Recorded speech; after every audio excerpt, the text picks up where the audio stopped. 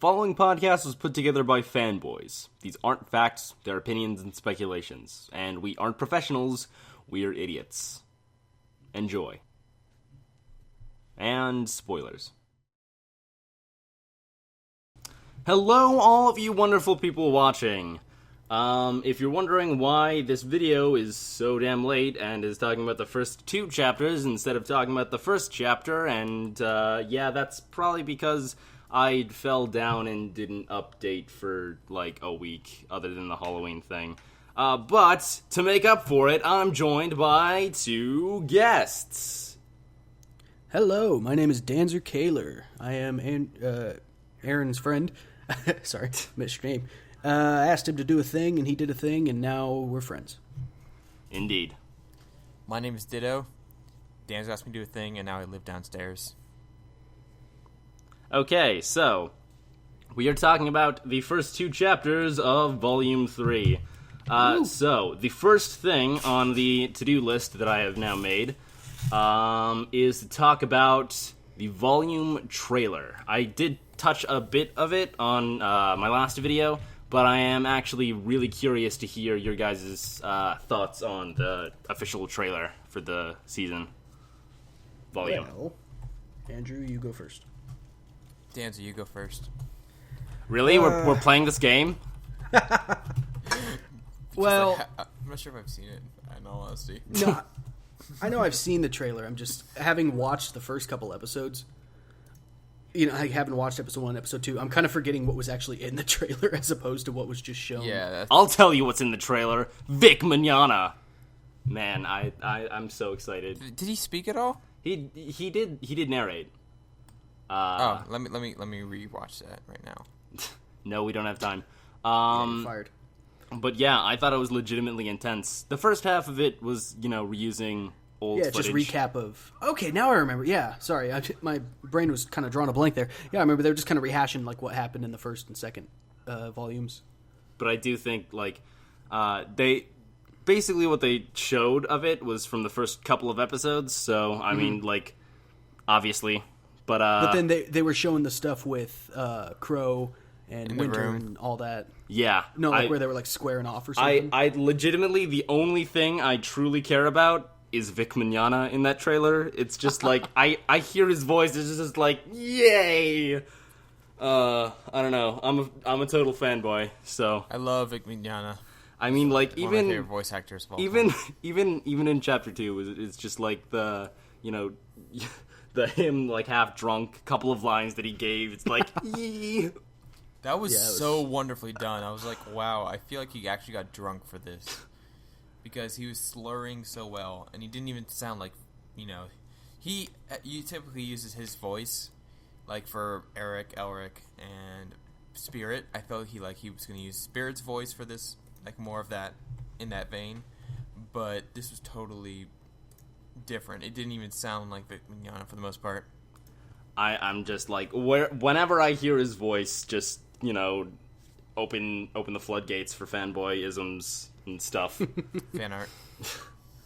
Okay, so I should probably shut off my TV before I get more achievement unlocks in the background. You suck. I haven't got an achievement in so long. Well, probably when First I on my five, friend I got leaderboard. Yeah. Okay, so Yeah, getting just back Xbox on One. topic. Anyway. Getting back on topic. Okay, so the volume opening. I talked about it at a more length myself in the last video, but I'm interested to hear what you guys have to say. I think it's amazing. Like, people were calling it, you know, somewhat weak. I thought it was incredible. Well, there was the issue mainly I had with it is, if you're talking about the opening, are you referring to specifically the visuals or the music? In general, just both. The overall appearance of it and everything. Well, it sounds kind of weird because we've already gone over it. Basically, the thought I had of it was that it seemed to carry a lot more franticness and a lot more urgency to it. It's like almost like something's on the horizon, something is coming, something is going to be a serious threat this volume, and it was good. Like, it was like I told you before, I love the the volume 1, This Will Be the Day. The entire theme for that is just beautiful. And Volume 2 had parts of it. Like, I'm confusing myself here, but Volume 1, it had the whole thing, This Will Be the Day, the whole theme of that song and the volume and the everything seemed to be uprising. It was uplifting and like, oh yeah, we're going to be amazing. And then Volume 2 had like little tiny hints of things might be going wrong. Like, oh, we might be having some problems here, Stuff's happening, ooh, and yeah, exactly. I feel you. Part of that might be because... and I can't, 100% confirm it, but, it's just going off of comments that they've made on, social media and in director's commentary on Blu-rays and stuff. But I think they did cut a significant amount of stuff from Volume 2, which is why, the end of Volume 2 seems kind of, anticlimactic and a bit, forced and rushed, and animation seems a bit jagged. Yeah, that really felt like... I guess it could be... the fact that it felt more like a test run for them, for the villains. I don't even know what their name is. I forget name, sorry. G-rated. No, it's fine. I can bleep it out. I'll bleep it out. No, send me the raw audio. I like to add my own, creative bleeps. Getting back on topic. So they did write a lot more than they realized that they could do, so then they wrote themselves kind of out of that so that they could end the volume and then move on to this volume. Yeah, they had a whole bunch of new characters who were awesome. Yeah. Team Coffee. Well, Team Coffee was actually planned to be in it anyways, but they were planned to be a larger part of it. From what I've seen, I don't have the official statements to corroborate it, but it's early things that I saw, all the previews, all the, behind the scenes stuff, showed it Coffee and Velvet in particular were going to be, more central to the plot than they were. It was kind of Coffee shows up, and how anything can ever go wrong when you have a handbag that turns into a machine gun. That was incredible. How are the villains even supposed to be a threat anymore when you have something like that? I remember reading a comment when that came out that it struck with me, and I was like, yeah, that's true. It's they kind of wrote themselves into a corner specifically with Coco, because she has the big bag that turns into the minigun, and she just starts tearing apart the everything. And it's they were a major threat in Volume 1, and then she's just plowing through them, and the comment was saying something like, well, geez, how do they have any threat now? Why don't they just throw her out there? It's kind of like the Meadows from Bleach, where it's season 1 is they're the biggest, baddest things, and then it's then there's nothing. 100 episodes later, it's one sword swipe by a random guy just takes him down.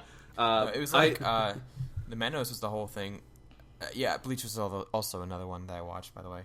The Meadows was oh my god, a Menos? He stopped a Menos? And it's oh yeah, Menos are on the lowest on the hollow scale, spoiler alert. But yeah, it kind of it fell into, and hopefully RWBY's not gonna fall into this same anime trap where it's you get power scaling, because basically the thing to make your threat seem really great is to have it completely decimate the previous big threat, and Dragon Ball does that a lot, and Bleach does it a lot, and I'm not entirely sure of One Piece, but I don't know. Do they do that on One Piece a lot, where they just have things exponentially growing, or no? Somewhat, because it's a long running series. It's on its 600th episode. Yeah, but it's very good at pacing it out. Recently, I'm gonna say some spoilers if you haven't watched the dub or gotten to episode. Oh no, I'm losing your audio.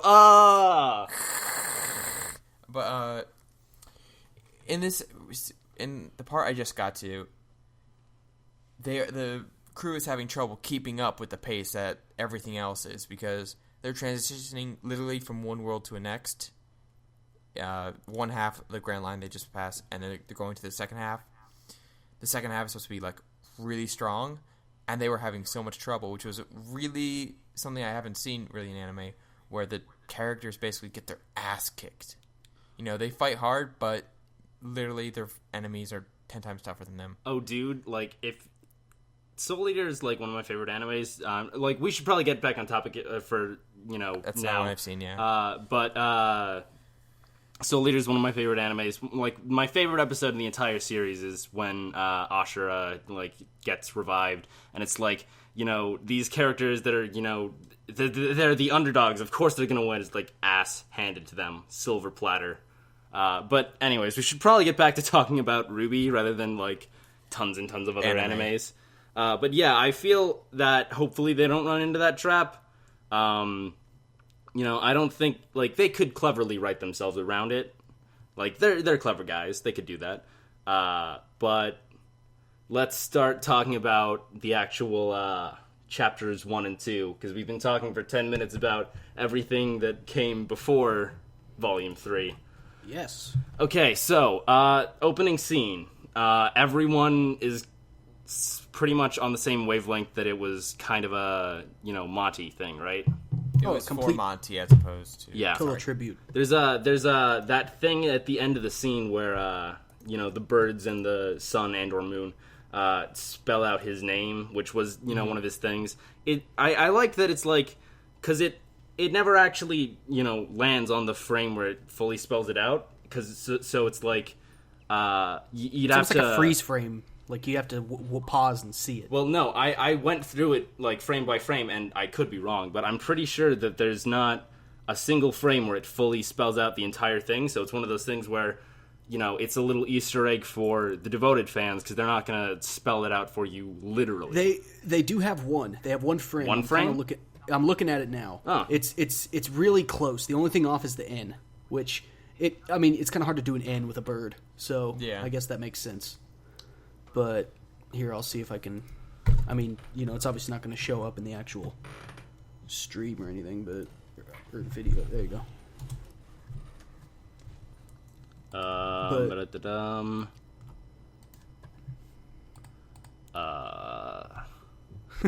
It has 1 minute where it looks the most like it. Like, okay, yep, I see it there. Yeah. Okay. Yeah. I see and what you're saying.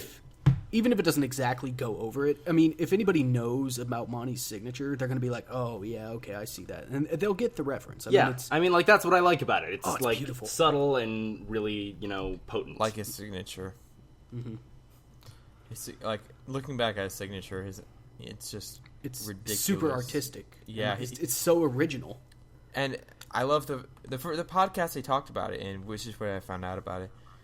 They were saying, like, yeah, Monty, he takes like 5 minutes on each little autograph, and everyone else is zipping through them with their, little scribbles. I don't know. I'm just ranting. So. Yeah. Monty was a pretty great guy. Like, he was just an awesome dude in, like, pretty much every respect. Oh, absolutely. So, yeah. It was really touching for, it was, I can't, begin to imagine the range of emotions that came from, picking up work on Volume 3. But, it's just amazing where it's currently at. And I think that it's, really great that they had that little send-off. I can't even imagine how much actual, like, heartfelt emotion had to go into working on that. Yeah. Oh, especially, God. It had to be, like, pretty much round the clock, people staying overnight. I would have done, if I was in that situation, if I had been an animator or anybody on that show, I would have, like, devoted so much time into that just because of how devoted Monty was. Like, how much of himself he put into everything. It was, like, people probably had a hard time keeping up anyways, so... Yeah, I can't imagine how much work went into making it as perfect as they could. Which they nailed on the dot. Like, it was so beautiful, and it was pretty much unanimous. Yeah, unanimous. Thank you. Throughout the community, that was beautiful, and it was touching, and it was wonderful. It wasn't like one of those just like a frame where it's like in memory of Monty. It's just like, hey, we'll miss especially you. Like, I know we talked about it earlier, but there was the entire beginning opening when she's revisiting her mother's grave.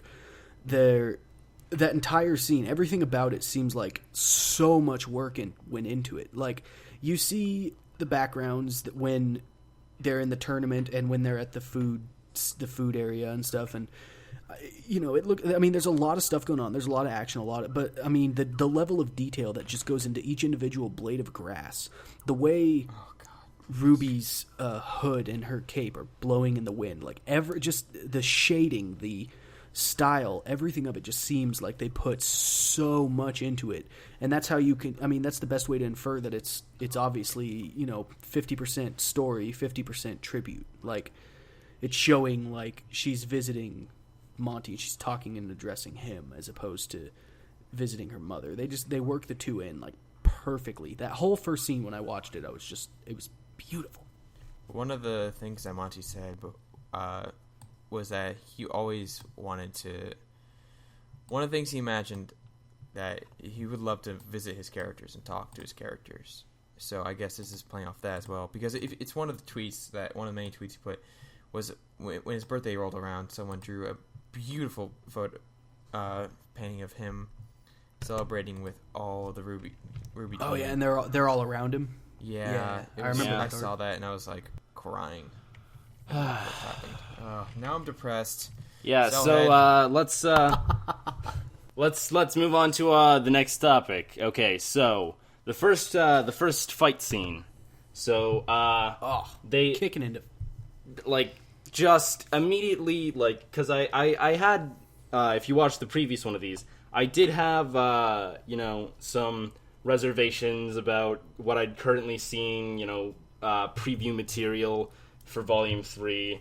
Immediately at, like, when that fight scene started, just all of that completely melted away, and just, like... Yeah, I definitely had some thoughts and reservations. I was kind of like, what are they going to do with this? I remember when I watched the preview at RTX, they showed I guess it was the second half one where they were using the intro to that anime or whatever. Because they had, I guess, I just found out, they had two versions they showed at RTX of the fight. They showed, like, the first half, and then they cut it and showed the second half later at the second... Because at the RWBY panel, they showed the first half where they were playing We Will Rock You over that, which I didn't know. And then in the second half, they were playing the opening theme for... I can't even pretend to pronounce that. But anyway, I was watching that version, and while I was watching it, I was thinking, it's, like... It looks cool, and, like, it obviously has the, like, fighting style to it, but I was, like, kind of worried, like, who are these people? Who are they fighting? And, like, are they just going to start shoehorning in random people for them to fight? And then the second it started up in the battle, I was like, oh, never mind, it doesn't matter, I'm in. Amazingness. Yeah. It instantly was irrelevant who they were fighting, because, they were going to destroy them, so it's like, it could be anyone. And I mean, they were, like... Even though they were only in the fight for, like, that first, 4 minutes or so, they still were, like, interesting characters. Like, there was the obvious team leader role of the woman, I can't even think of her now, but she did the, punching the boulder in half, and it was like, that's pretty sweet. Oh, yeah, that was pretty awesome. It's like all of these characters, and then the skateboard thing, that was amazing. Monty. Someone finally got a hoverboard in 2015, and there was a character in RWBY. That's not fair. It's like that was such a, like, RWBY weapon. Like, it's one thing and another completely different and it's also thing. A gun. I like to think that Monty had a long sheet or notebook of combinations. And they just weapons. Well, I mean, like, he apparently told everyone that, like, he ever, like, everyone that was coming onto the project, okay, here's everything about this. And, like, going into huge detail about, like every little bit of it. But, That's familiar. So, the fight itself, though, the actual, like, animation of it, there were a few, like, things that were kind of off, but the things that were, on were just so amazing that it, like, absolutely balanced it out. I didn't see anything wrong with it. Well, I mean, there was like one or two shots where it didn't match up with the ground really that much. There was a couple times, like, for instance, when Weiss traps the two guys in the spinning ice thing. The next shot of the one girl running, it looked a little strange. Like, they were obviously just doing an animation of her running and then just tracking the camera, and it didn't seem to flow as well. But I mean, it's completely To me, at least, it was like completely relevant. Like, I get the point. She's running. It looks good. But I do agree. There was a couple times where there was just a few little things here and there. But overall, I mean, that was just gorgeous. Like, the things that were amazing were so amazing like, I just completely forgot about every, minute nitpicky details. Like, oh, that didn't do some of this. Like, never mind. All of this is great. It's the kind of thing that while you're watching it, you're just so in the moment, you're so into it, that you don't even notice those little things. It's only later when you've watched it like 2 or 3 times that you start picking up like, okay, well, this happens here, this happens here. Yeah, I've only watched it once. So. I mean, to me, I mean, nothing's perfect. Everything's forgivable in a sense. Yeah. Right. I mean, like, it wasn't really like, it was, with lots and lots of effort, but a lot of what they had to do was also they needed to show off, like, this is the engine that we have, these are the capabilities that we're going to do, and they do that every year. Like, they had basically showing off everything about it in the first volume, and then the second volume was like showing off we have physics now, and they had a bunch of things with physics, and they got rid of the shadow people. Yeah, and they had, like, background characters. Oh my gosh, yeah. And so now they're, like, showing, these are all the, like, crazy things that we can do now, because we have, an entire animation department now, and lots, like, more funding than we had in previous volumes, and it's Another thing that they're showing, like, hey, look what this full-screen acquisition brought us. It's not like, hey, it just gave our founders a really good paycheck, and now it went towards, the company. Yeah, like we've got Vic now. Like, what does that say? Like, we've got Ben 10. Like, I mean, I'm just kidding, but they bring on all these professional talent level people. It's like, oh wow, okay. Like, it's and then you see that they're getting the Japanese dub over in Japan. It's just like they got that before the full screen acquisition. Yeah. But I mean, they have a star voice cast now. They have professional anime voice actors voicing that dub. Do you know I'm anyone just waiting. In particular?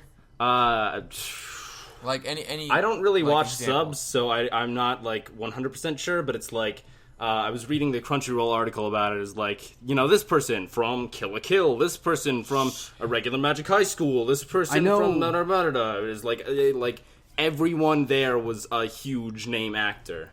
I know That's awesome. Jean is voiced by the Connie from Attack on Titan. I know that's literally the only one I know. That's crazy. by a girl once again. One of my other favorite voice actors, just real quick, is Colleen Clickenbeard. Right. Incredible. She does an amazing job of doing Luffy. I'm not sure if you've seen One Piece dub. I have. It's so wonderful. Okay, so back on topic though. Yes. Okay, so the next thing on the list is the look. So, I do think, like, there are a lot of things that really made this volume so far, like, visually stand out. And, of course, a lot of that is also, the full screen money and the animation department. But a lot of that is also, it's kind of 3 things. It's the full screen money. It's the fact that, 3 years down the line, of working on the show, you're gonna get better at building models, and you're gonna get, faster at building these models. So it's like, not to mention just the sheer library of assets you're gonna get from those first 2 volumes. Like, you've got so many things you can just use for other stuff. It's like, oh, sweet. Yeah, and then like I'm rambling. Brain. Why die? Well, real quick, I think one of the biggest. Okay, go on. I think one of the biggest changes I've noticed with this season is just the sheer amount of color. Like, everything is so bright and vivid, and I mean, it almost seems like there was a fear that I had because in the previous 2 volumes, volume 2 was very muted, to give more emphasis to the characters, and when you look at it, even volume 1, the backgrounds were more vibrant, but the most vibrant thing on them was still the colors on the character. And they were always in locations that kind of seemed at least somewhat complementary. Like the fact that the Emerald Forest was where we got a lot of Ruby and Weiss stuff, and Ruby and Weiss both have red on their clothing, and the forest is green, red complements green, and vice versa. You get a great stuff contrast. like that. As well as the first episode when they're in the city, everything is all the buildings are gray. Yeah, for the most part, it's all gray and like a dark blue. There's not many lights going on, and the whole thing was in season 2 volume 2 is that they brought in all these lights into these buildings and they look like actual buildings. I remember that was one of the things that they were touting, like, look at all these awesome buildings, they are lit. But yeah, like the worry that I had with like seeing all the promotional material for volume 3 was that it was going to kind of be jarring for you to look at the backgrounds and the characters, and I'm pleasantly surprised that like these backgrounds can be vibrant and colorful and still have that like uniqueness to it, and still have the characters be the focus. Yeah. Right. And another thing about it is like there's a lot of 2D assets being integrated, rather than like making a bunch of detailed 3D assets that need to kind of be scaled back a little bit, to keep with like timing and like scheduling and cutting down on render time. They just put a lot of 2D assets that look 3D and made them look absolutely beautiful. I don't know how they did all that stuff. Like, if they can get all that stuff done in 2D, I don't know why they haven't branched out to do another, like, a beautifully done, just like, hey, here's some visual porn, basically, just like on how good it looks. X-Ray and VAV. Yeah. God. X-Ray is just porn in his own right. Yeah, good point. So, to answer like how they were doing the 2D layers, the 2D animations, everything to make it look so nice, how they were doing it was just layer upon layer, move things in the foreground. The way I can't. There's a specific term for it. Parallax. Especially, is that it? Parallax. I think that's is it? That's no. It's when you're moving. I think that's when you're moving things at like different levels of distance to make show things like look like they're more that they have more depth than they do. You would have. I could be totally like absolutely talking out of my ass here. So I don't know. No, I get what you're saying. It's a film term where it's how they did. It's how they did like the opening shot with the tribute to Monty and visiting the grave, because you had like the different layers of trees and grass, and they just had like the foreground ones were moving at a faster speed than the ones in the back. And I think that is the actual term, is parallax. So, yeah. Boom. And so to the Nerd Podcast. Okay, so we're going on like half an hour right now. Right. So I kind of want to like move things along, get things out faster. Okay, so the next thing we're talking about is the animation, which we've already kind of talked about, as far as fight, but just like overall the animation. So one thing I didn't know about they're obviously getting more advanced as time goes on with like animation and stuff. And this year was the first year that they had multiple person mocap. Like in previous volumes and a lot of other RT animation stuff with 3D, you'd have to mocap the person punching, and then you have to mocap the person being punched.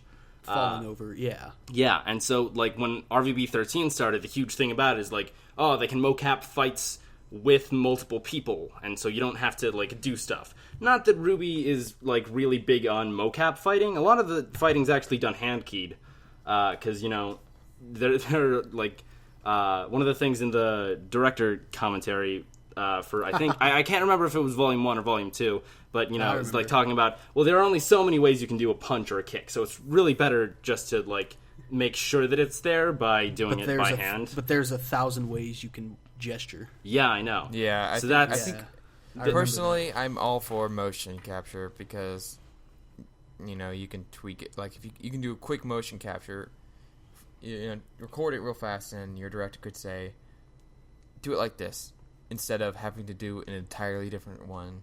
Yeah, you can just do it within seconds as opposed to. But I mean, like there's hours. also the thing of another thing from the director's commentary that I'm going to reference is, like they were talking about, the base level for mocap looks like a person. The base level for hand key doesn't exist. Like there's nothing with it. But I was talking about something else. Crap. Another thing that with the whole mocap thing, a lot of the fights in RWBY 13 were mocapped and then they were worked on, outside of that. But RWBY has a different thing. So, but you get what I'm saying though, with like mocapping the fights in RWBY 13 and then tweaking it later. Like it was all mocap first in RWBY 13. I think the reason as far as I know, RWBY doesn't use mocap as much because of all the ridiculous freaking weapons. Yeah, that's definitely it. And like the physicalities in the fights, but them flipping, they can still use mocap, and they probably did use mocap for scenes where people aren't fighting people when they're running, pretty much. The one of the things I noticed especially is, I don't think I've noticed it once in either of the 2 episodes so far, is the like tweening transitions. Like in the first volume especially, it was really easy to notice when they would go from one animation to another, because it would do a very obvious tween motion, and like you know what I'm talking about. Yeah, and I haven't noticed that at all in this volume. Like it is just so ridiculously smooth how well done the animation is, even the hand keying ones especially, but the talking between one another, because I remember I don't know what episode it was, but in volume 1 they had one where Weiss is talking and she does a motion and then just immediately like does this really weird transition to the next motion, and it's like, yeah, that's a pretty obvious tweet. She's lecturing all of them and they're making noise. Yeah, Blake, but I mean the animation has just, it is beautiful. It went from like 5 people to like 30, if not more. Just a massive. But yeah, army. I think the highest number that they can do, I could be wrong. Again, I could be tugging out of my ass here, but I think one of the things, the highest number of people that they can mocap currently is like 6 or 7, which is great when you're like, you would only have to, not mocap 2 characters if you have Ruby and Juniper sitting down, which they have. Yeah, that's still really, really impressive. So yeah, that's bonkers. It would be a lot nice. They can have those simple scenes that they don't have to hand animate one by one. People can just kind of do their own thing, and they can improv it a little bit more, make it more fluid as opposed to something that's so rigid. That's the thing about animation; it's very rigid. Well, yeah. Tell me about it. Okay, so transitioning, because going longer and longer as we continue to ramble. So the next thing about the comedy. So I think everything in Chapter 1 was completely on point, but I think the comedy especially was on point.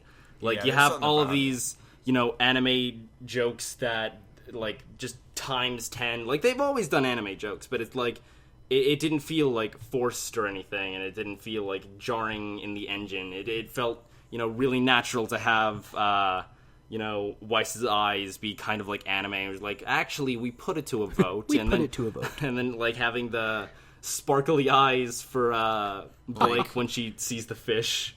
They finally made a fish joke.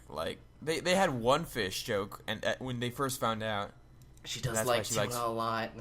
Yeah. Yeah. Then that's it. But then it's just she lights up, and that was just so amazing. I like when character. It's the credit card gets rejected, and she's just smiling and pulling the bowl closer to her, and then Peter's oh, I'll pay. Oh no, you don't have to do that, but you could. Yeah. It's that little subtle humor that's great. Yeah, I don't know. I'm a huge fan of Miles and Carrie's writing, so I don't know. Oh yeah, they're great. They're amazing. They're spectacular. The best humor it seems that they have is that just it almost feels like it could have been improvised if it wasn't obviously animated, but it's just those little jokes that just kind of come across as natural. I can't think of any jokes in the first episode that weren't pretty much on point. It's just the best thing about the humor on Team RWBY, specifically with them in their fight, is just they all have such diverse personalities, and we know them so well that their humor, they can be hilarious and funny while still just destroying the other team. Because it just seems to fit their personality so well. And moving on to episode 2, Juniper did. They were just a comedic act, as well as Team Sun. Yeah, those two were amazing. And I love that Neptune, a character named after the Greek god of the ocean, afraid of the water. He's afraid of water. That was pretty great. I'm getting higher ground on the enemy side. They'll never expect it. He's not. He has a wrong. point. That is another thing that's on the list. So I don't know. Yeah, we'll cut back a little. Yeah. The only thing that I had a little bit of trouble with the second episode was the flower power thing, and then it seemed like all the progress that Juniper had made in the last volume was just kind of thrown out. Like, well, they didn't show way too much progress. They showed Jean. Jean is basically the only one that really needs to progress, and they're showing that periodically here and there. I thought the flower power Arcos thing was hilarious, but I do admit that the fight ended totally anticlimactically. It's just they just wait. You could have done that the entire time. Why didn't you? Destroyed them in one hit. Yeah, that's pretty great. But I do feel that it's a nice nod because the last volume, the huge fight with the mech, they were yelling out ship names for team attacks. So a nice callback there. It was a fantastic callback. Yes. The only thing it bugs me, I don't know why, but I feel like they should have a lot. I don't know, it's weird. I almost feel like their connection would almost be stronger than Team RWBY's, simply because they're not as competent. Because Team RWBY is a friggin' powerhouse, whereas Juniper is they're really good. They're the B team. They're the B team. And I feel like their connection would be I don't know, I might be talking completely. No, I get you. I feel like that. I feel like because they're such underdogs that they wouldn't have their crap together a lot of the time. Oh no, another piece of your audio got lost. Darn. Oh no. But I feel like they wouldn't have everything together, but in a comedic way, but they would of course know what to do. And what I liked about that whole argument was clearly that Jean was the leader. You could tell immediately that they went to Jean hey, what's up with this? And then that is true. Then she's why do you like it like this? It's not oh, you should totally, I like it this way. This is the way it should be. It's not it's very pro Jean, which I really like, and it's something that makes season 1's decision.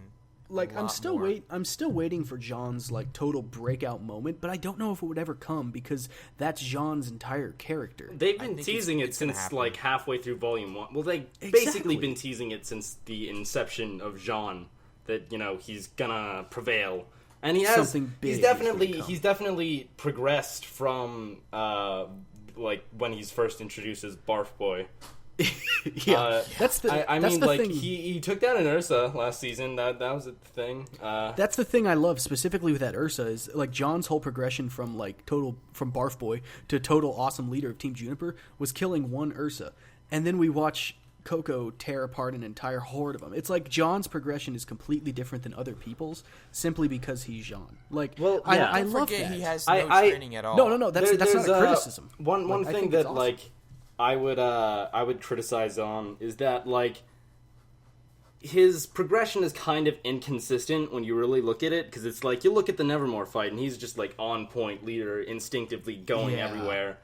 I think the idea of him being a leader rather than him taking a leader by circumstance, by accident, is kind of what's setting him back as a character. But I don't know. He's probably going to overcome that at some point in this volume. I don't know. Yeah. Predictions! When it hits the fan, he's a really good leader. Yeah. Okay, so moving on to the next point because we are at 40 minutes. Okay, so we already talked about it somewhat earlier, but touching on Crow and Yuri Lowenthal. Well, first, might I just ask, not that I'm complaining, but where did JJ go? Did he just Yeah, he went to do his own thing. Oh, well, I think he still works there, but he's not. doing the anime. I might be. I'm not sure. I think. Well, either way, they were like hyping Vic Mignogna, and I was super hyped for Vic Mignogna, and then like Chapter 1 comes out. Oh, by the way, Yuri Lowenthal is here. It's like, wow, how could you not be hyping that? Oh, like, nah. I really and like like JJ he as a barely voice said actor. anything because Mercury is a more quiet character when he's not like specifically giving exposition. But it's I heard that and I fanboyed almost as much as I fanboyed over Vic Mignogna because Yuri Lowenthal is just like the best. I really like JJ. He was very good, I thought, and he matched the character almost perfectly to me. You want to know one of the But funniest I really things? like Yuri as well. One of the funniest things I heard about JJ doing Mercury, he said that his description of doing Mercury's voice was him just trying to do a really bad impersonation of Jack Nicholson. Yeah, that kind of fits. I really like that. But no, I do think Yuri, for the little bit of lines he had, he definitely fit the role really well. Man, I can't like tell you like Yuri Lowenthal is probably the reason that I watch anime. Well, the reason that I started watching anime, like because Ben 10, like I was super into Ben 10. And then it's like, oh, wait, the guy that voiced Ben 10 in Alien Force also did this show. I'm going to go watch this new show called Naruto. I don't know. Maybe it'll be good. And then I got huge into anime. So, I mean, Does he play Naruto? No, he plays Sasuke. That's still pretty awesome. I can't believe they weren't hyping it. It baffles me. It baffles me completely. But... Going back to Vic Mignogna also, I'm not sure, did we bring it up about him? I can't remember if it was this one or the garbage one that we did earlier, where it's like, even like the drunk little thing that he did, I just like absolutely floored when I heard his voice. Like, I get giddy every time he opens his mouth.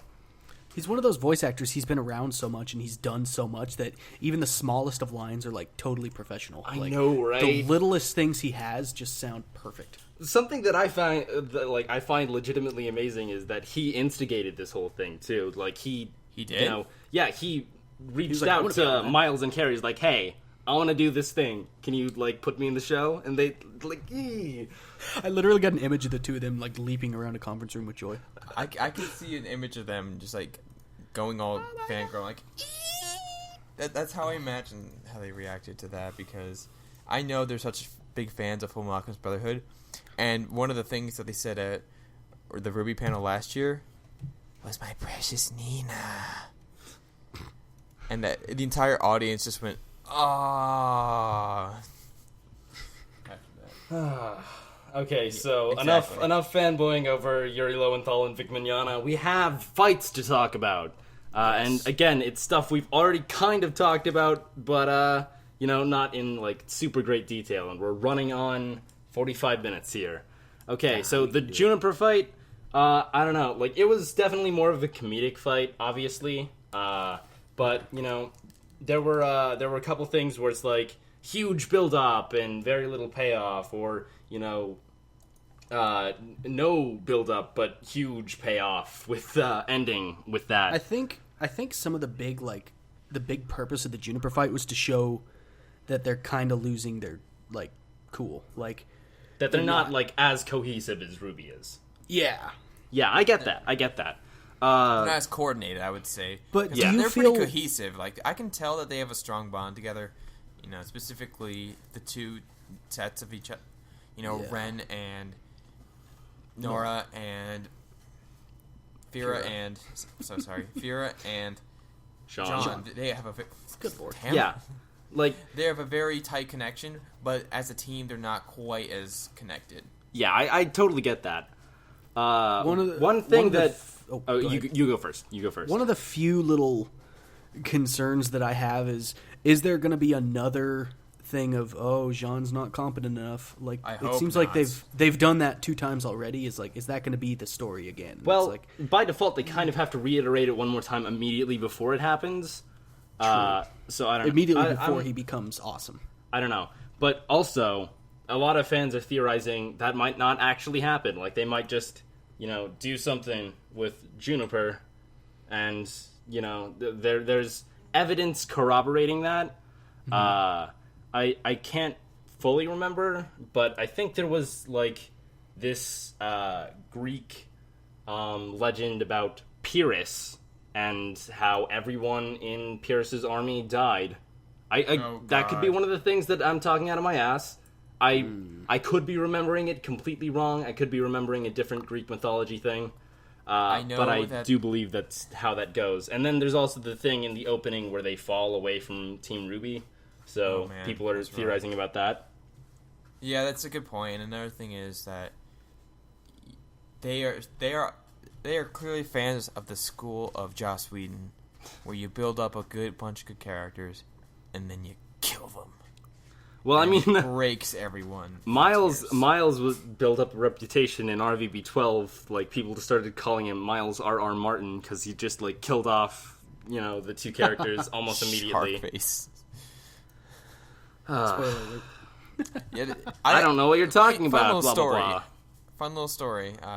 Dancer and I went to the RWBY panel at RTX, and I was trying to catch up immediately because I had just moved to Buda, and I was trying to catch up in like the lobby and everything. I'm like, I want episode 14. I'm almost there, and then all of a sudden.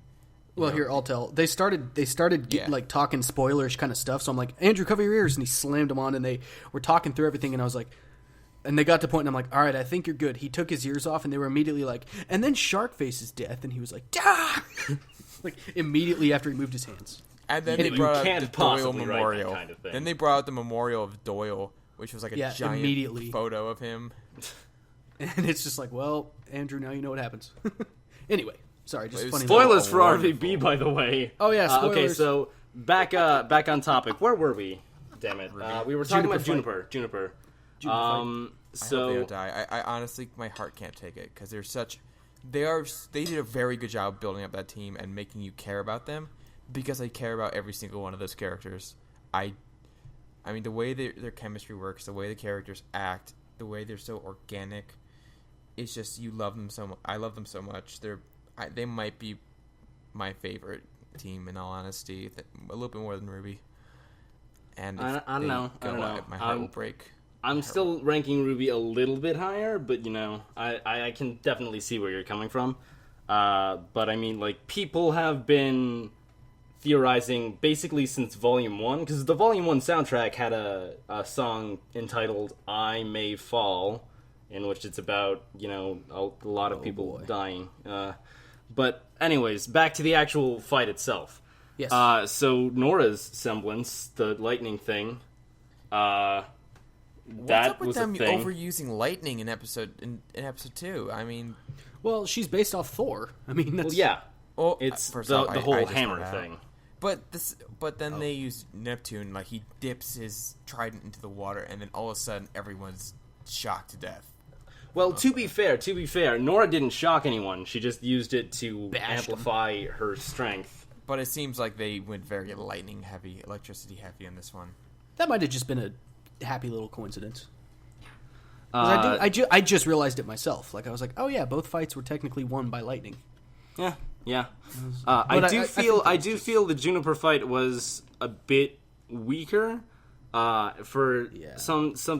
Juniper and Sun fights, I think, were definitely weaker than the fight in Chapter 1 because of a thing. And again, I'm not sure if I talked about it here or if I talked about it in the garbage version of this podcast, where I'm kind of afraid it'll fall into the trap that Fairy Tail has fallen into.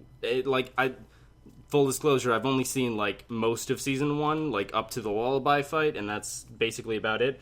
But like the trap that I'm talking about is where you have a bunch of comedic fights to where the dramatic fights don't seem dramatic anymore, and like there's so much anticlimax going on. Everything's been so comedic.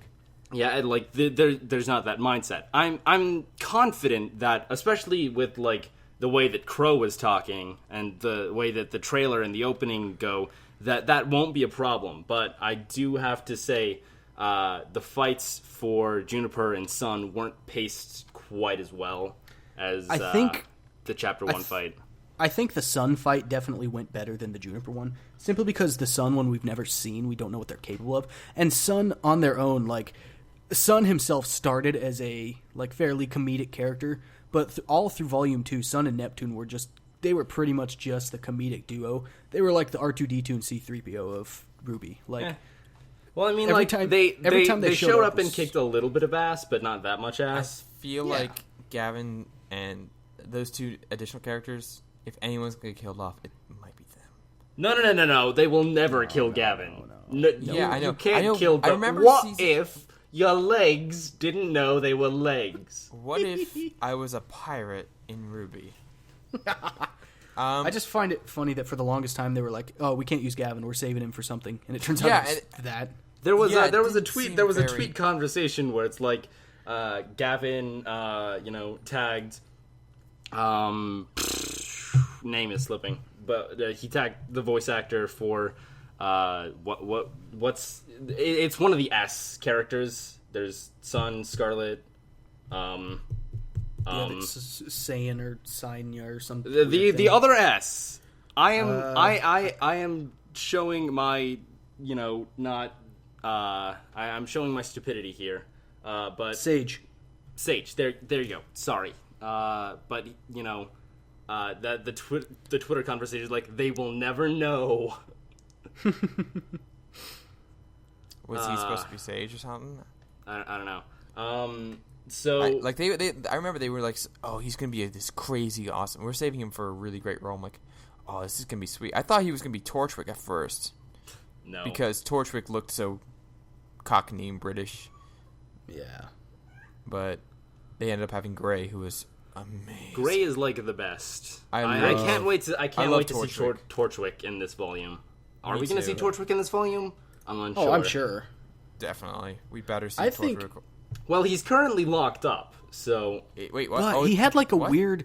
Yeah, he had like a weird moment at the end with that's right. the guy whose name I can't remember, Iron something. Ironwood. He had that... Ironwood. He had that strange moment with him where it seemed like they almost were a little too chummy, and I'm like...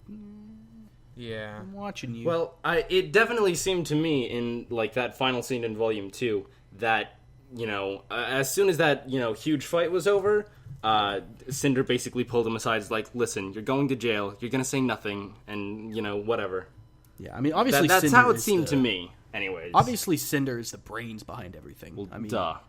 Yeah. But, yeah, if she's not, I'm going to be like, well, I'm done. No, but getting back to the Sun fight, I think it was okay for them to have as much comedy as they did, simply because, for the longest time, we've only ever seen Sun really kick ass, once, and that was when he was fighting Torchwick with his gunchucks, which was awe. Oh, and he brought those out again. But, I mean, Sun's entire character is just abs.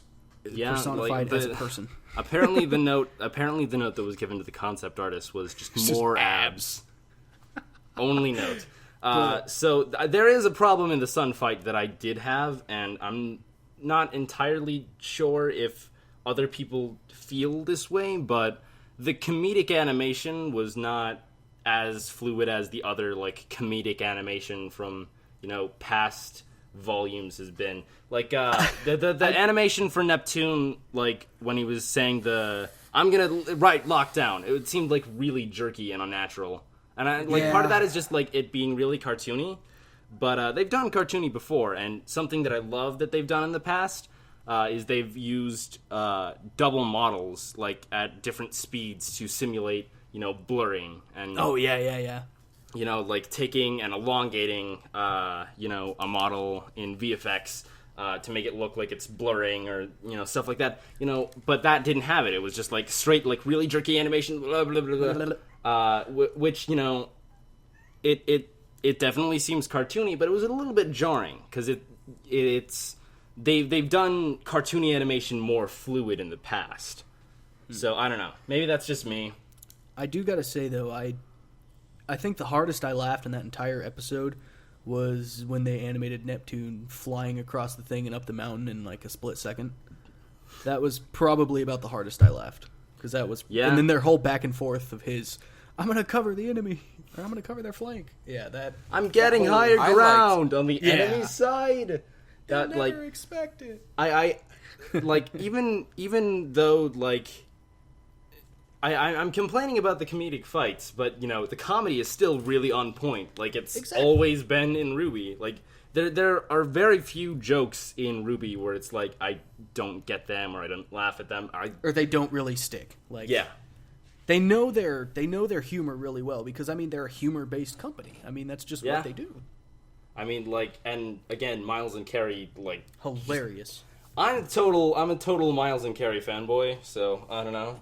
Oh, I got to hug them at RTX. So You prick. Come down next time, and you can stay with Danzer, and we'll all go together. Okay, you want to pay the airfare for that? No. I don't have enough saved up to really A host go down job there. will not pay for that. Gotcha. But Alright, anyways, so we've been going for basically an hour on this. You know, final generalization thoughts on the first 2 chapters. What do you guys think? Andrew, go. Awesome and promising. Danzer, go. I think it has a lot of potential. I don't really see too many errors. It's like overall I'd give it a solid A. There's just those few little tiny things, but overall in the grand scheme of themes, they don't bother me. Yeah, okay, and I absolutely think that it's RWBY times 10 in these first couple of chapters. Like, everything's just, like, really great. I barely find anything wrong, if that, and the things that I find wrong are just, like, so minor that I just, you know, it doesn't interrupt me loving this show at all. So I'm really excited to see where they go this volume. So, I don't know. I'm like still edge of my seat to see the next episode. Like, Yeah. I haven't Same. been lost. It hasn't lost me once. So, you, the audience, have now heard us rambling for basically an hour. So, thank you for watching. If you like this video, you can show that you like it by giving it a like, subscribing, adding it to your favorites, or most importantly, sharing it with a friend you think may like it. I've never tripped up on that ending before. Okay, That's us. so We jinxed with all that said, I will see you wonderful people next time.